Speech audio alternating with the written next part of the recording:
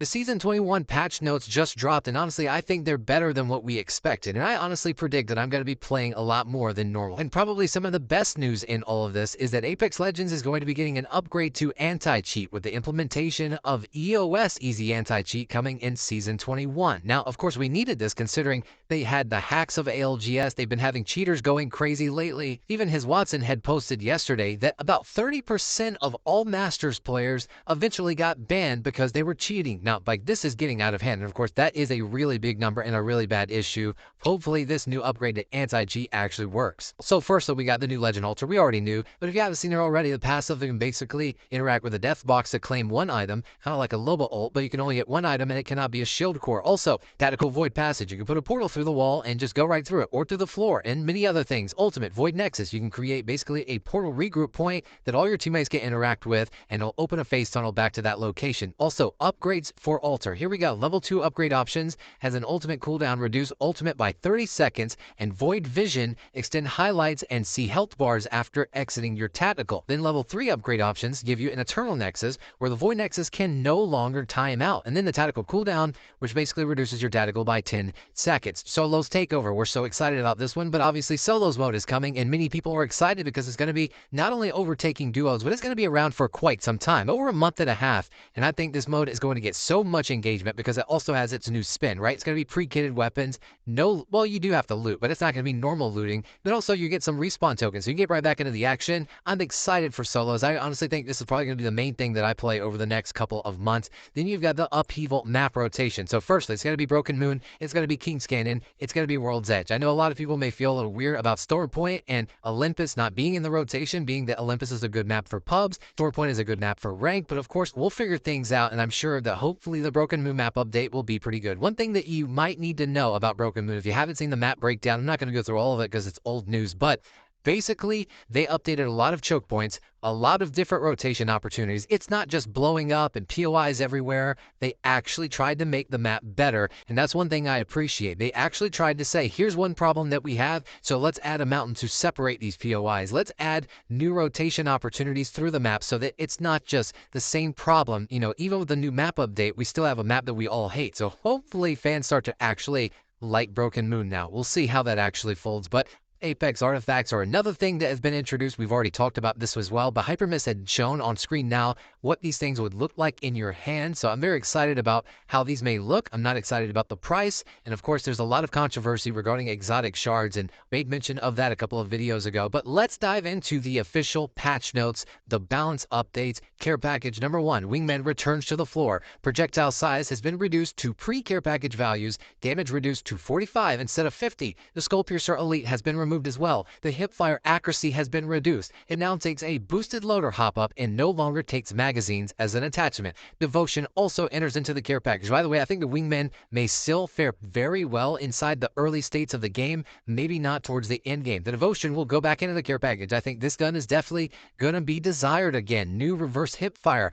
Basically, its sustained hipfire will tighten accuracy instead of widen now. Damage has been increased to 16 instead of 15. Magazine size is increased to 54 instead of 48 at purple. Reverse ammo is now 324. Hipty reload time significantly reduced as well. Then you've got gold weapons rotation, the Nemesis Burst AR, the Triple Take, the Peacekeeper, the Prowler PDW, and the Longbow DMR. You've also got guaranteed weapons out of loot bins. The first loot bin opened by an unarmed player, listen to this, I love this change, will always contain a weapon. The devs noted here that bringing Knuckles to a gunfight isn't the most engaging gameplay, so we're improving weapon acquisition consistency in the early states of the game. When completely unarmed, opening a bin will guarantee at least a low-tier weapon. Praise God for that. I love this change, and honestly, they're addressing some of the fundamental issues I think Apex has had for a while. So, really love this change. Shout out to the devs for that. Also, retrieving banners from death boxes got to change. I love this one as well.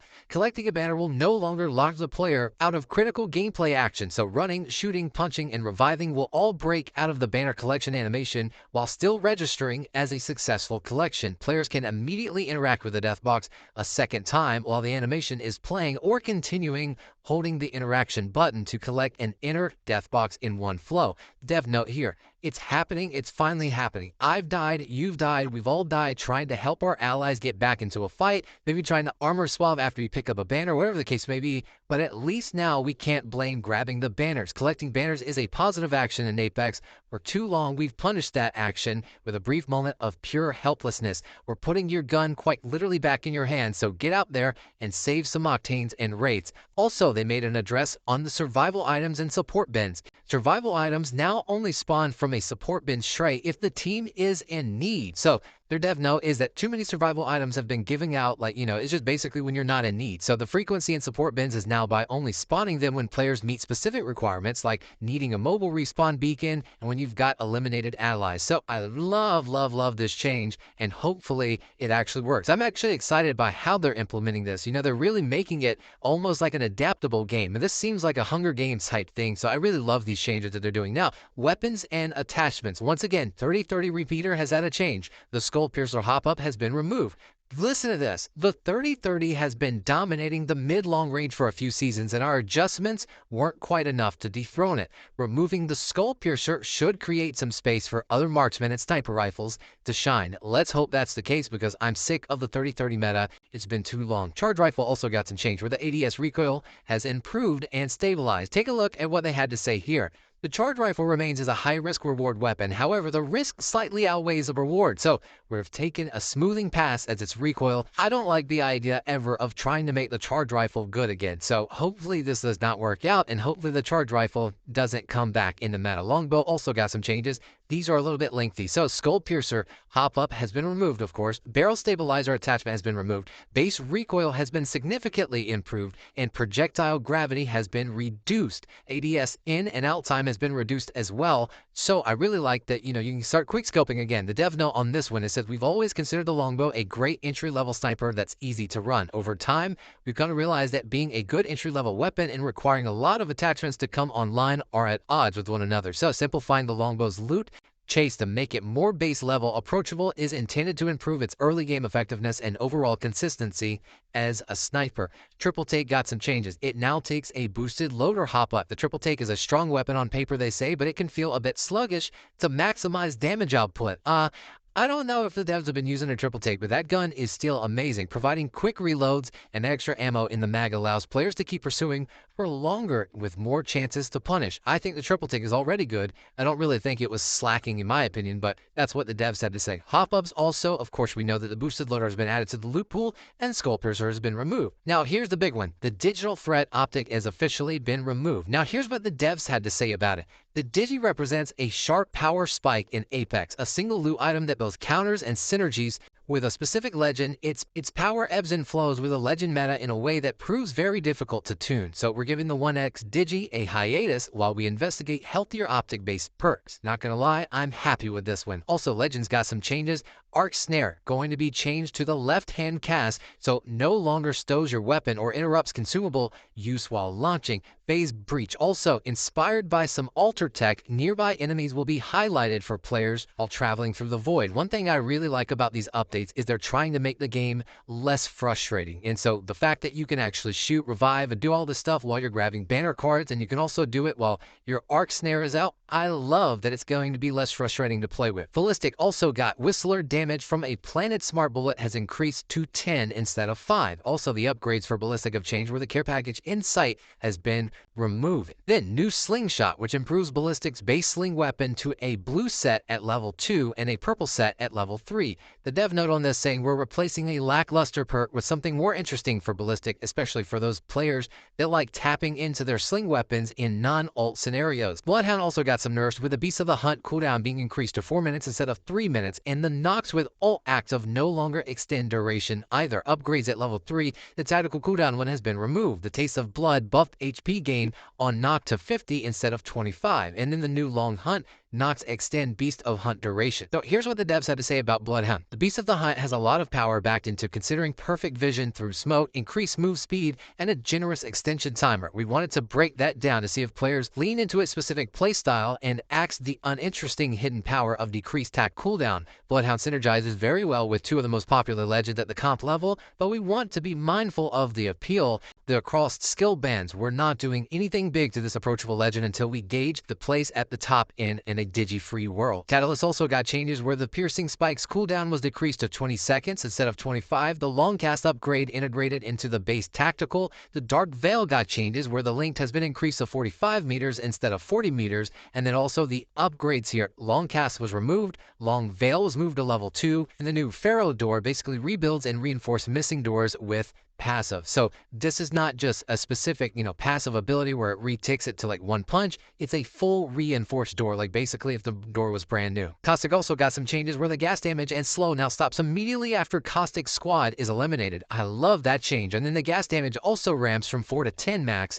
instead of 5 to uncapped. The damage on knocked players down to flat 4, and it was originally 5. Conduit also got some changes where Radiant Transfer can no longer target a Revenant while Forged Shadows is active. When Revenant activates Forged Shadows, any temporary shield generation immediately ends. Revenant will keep any temporary shields generated before activating his ultimate. Upgrades though, battery collection has been removed for Conduit. Then a new backpack one has been added which can stack up to 3 shield batteries per inventory slot, and this doesn't stack with gold backpack. So if you got both, I'm assuming you just get one. So the dev note here is that Conduit maintains a healthy pick rate. It's meant to be a strong support pick, and they don't want to do it even more after the last nerf. So Crypto also got some changes here with Neuralink. Neuralink traffic upgrade now integrated into the base kit. Squad count banners are now visible anytime the drone is deployed. Love this Crypto buff. And then the upgrades level 2, Tactic and Ultimate cooldowns have been removed. Network expansion moved to level 2, and new quick ping improved drone handling, faster excel and decel. Also upgrades at level 3, new satellite imagery, drone scan persist for an additional 1.5 seconds, and new Hackathon cut the drone cooldown in half, gain a speed boost anytime he uses his ultimate or the drone is destroyed. When it comes to Fuse, Big Bang has been removed. New Ringmaster has been added for ring consoles, and Scar Tissue has changes where simplified and buff damage to mitigation to remove lingering burn effects, and also take a flat 20 damage when crossing the mother load instead of 37, 50% of 75 HP over time. Reckless also fixed explosive damage mitigation, now being applied on continuous knuckle cluster hits, should only take about 32 damage from a knuckle cluster, now with Reckless. Also, new Castle Mobile Shield throw animation speed has been increased to be 2.5 times faster. Castle Wall will now destroy incoming projectiles heading towards the front of the wall while energized, and it will not destroy projectiles fired from behind the wall nor bombardments from other legends' ultimate projectiles. Castle Wall energized duration increased to 1 minute instead of 30 seconds, and the upgrade Stronghold increased energized duration to 3 minutes instead of 2.5 minutes. Octane also got some upgrades where Reckless was removed, Mad Hops moved to level 2, and Thick Skin, now level 2 and 3, updated to take 5 less stim damage to reflect that it can be selected twice, and it was just originally negative 25%. Watson and Wraith also got some updates where the upgrades for Watson, Falling Stars pylons will now stop spawning Arc Stars after her squad is eliminated, and Split Circuit can no longer reduce the shield regen capacity. Wraith got changes where when you enter into the Void and Dimensional Rift, nearby enemies will be highlighted for players traveling through the Void. Then you've got map updates. Broken Moon Shattered, of course. We got new POIs like Cliffside Experimental Labs, Solar Pod, Spaceport, Quarantine Zones, Underpass. Breaker Wharf has been updated, new rotations to switch things up and keep squads on the move, and they added new possible ring console, survey beacon, and crafter spawn locations to World's Edge, Storm Point, and further evened out the probability of a prop spawning at any specific location. Then World's Edge also got added possible ring location spawns for Mirage and Survey Camp, and added a possible survey beacon spawn location to Survey Camp and Geyser. Storm Point also got changes where they added a possible crafter spawn location to Command Center and added survey beacon spawn locations to the wall and unnamed POIs northeast of Checkpoint and the edge of the map east of Stormcatcher. Now, when it comes to modes, here's one thing a lot of people are not making mention of when it comes to solos. It's not going to be 60 players. It's actually going to be 50 players instead, and I guess it's because there's respawning and second chances and such, but this is going to be 6 weeks, duos takeover, 50 players, second chance respawn. You'll automatically respawn once if you die in the first 4 rounds. Second chance converted to Evo if unused by the round cutoff. So if you don't die at all, you will get an Evo bonus, so there is some incentive to stay alive rather than just immediately die. Also, Battle Sense, HUD indicator when enemies are within 50 meters, and then auto heals. I like the idea of this, but health regenerates out of combat, and auto heals start after each kill. Additional adjustments to the loot pool, circle sizes, and round times to accommodate the solo play. I like that they're looking at this and saying, okay, maybe solos will work. Maybe Apex doesn't have to be a team-based game. Maybe if we update the way that solos is played and the Battle Royale format of it, then solos would work. I like that they're actually addressing the problem with solos so that they could bring it back. And then probably the last important thing is ranked. All players in a pre-made ranked squad must be within 3 ranks of each other or they will not be allowed to progress to matchmaking. No tuning changes to be made to rank scoring for the launch of Upheaval, so they're going to be keeping the way things are. They said, while we're happy with how Breakout Ranked was received, there's some feedback that we want to address for the start of Upheaval. As always, we'll be monitoring feedback and data for any required tuning changes during the season and many major updates required for the future. Also, the season reset is here. Where you ended in your last season of Ranked will determine where you start in Upheaval. So if you ended last season in Rookie, you'll be reset to 1 RP. Basically, once again, Rookie. If you ended your last season above Rookie, you're going to be reset all the way down to Bronze 4. Split timing has also been updated, where Split 2 will now take place at the same time of the Point 1 patch, not a week after like it was in previous seasons. Vivo also has some change to rank rewards. I know you're going to be excited about this. Your end of season rewards will now be determined by your highest rank tier you achieved during the season. Many people were upset because they got Nasters and they lost it and they got diamond rewards. So maybe this will fix some of the problems you guys have been experiencing. Also, split rewards. Say your season end reward badge will be animated if you match or surpass Split 1 rank and Split 2 rank. If you do not achieve this, you will get the normal version of your badge. Also highlighted some bug fixes, some quality of life changes, including security improvements, some graphic improvements as well. So hopefully overall the game goes in a better direction this go round. Let me know what you guys think about the Season 21 patch notes. I think, honestly, they're looking a little bit better than I thought. I think this season might actually be a W, especially with solos mode. I cannot wait to play. Let me know what your thoughts are down below. And do you like this season? What do you rate it out of 10? I'm going to give it a nice 8 out of 10 for now. And until the next time, we'll see you all later, Gators.